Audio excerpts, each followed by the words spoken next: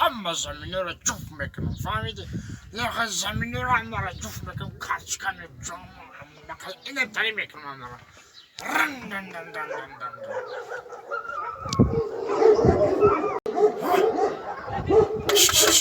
ولا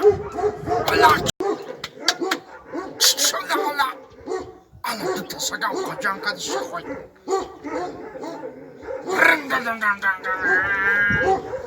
بابي ماما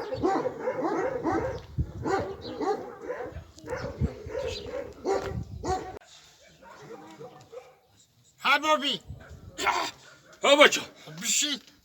زمین جفت کنی میبرم ها بچه مخه فرا یک کاراباری خانه رو یاردم که ما بیگه هنسیف شنک دارم هنسیف شنک راستاب بیگه کار همه هر کده ترکتر بازی کردم میگه دیگه یک کاراباری خانه رو یاردم که ما بیگه هنسیف شنک دارم هنسیف ها ما کم زدگی مخه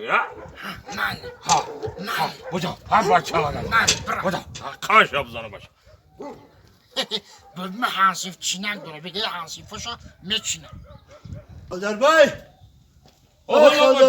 بیا همسایه بیا شافی فایده بدی. ها بیا همسایه ها فایده دور کردم اما یک بوزایکو بوز هم تکره همرا بکشاکو ما بیگه هنسیف شنک مادر دارم خدمت همسایه. ها یک خدمت که همسایه جان ها چخاش همو بوزای بکشا زنک او زنک بابا مادر گوش که زنک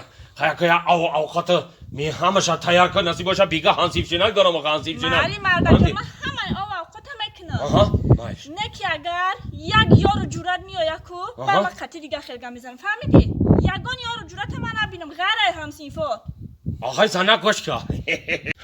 زنک یک زب گپی شد تنق گپ میزنی تو یارو جورا و هنسیف مرا کجا فرق میکنی ها مادر که من بطور بیاکلو ها اینا وینید کات از صورتا نگاه میکنم کدامش نباشه کو سرش میکنم فهمیدی